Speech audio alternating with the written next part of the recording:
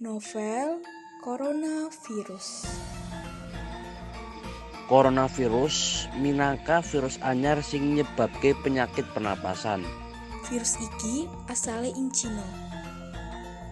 Novel coronavirus kalebu keluarga virus sing nyebabake SARS lan MERS. Gejala-gejala klinisnya yaiku Gigi, watuk, pilek, masalah ambegan, sakit tenggorokan. kesel lan lemes. Cara-cara kang bisa nyegah yaiku Sering ngumbah tangan nganggo sabun. Gunakake masker nalika watuk lan pilek. Sregep ing olahraga lan ngaso sing cukup.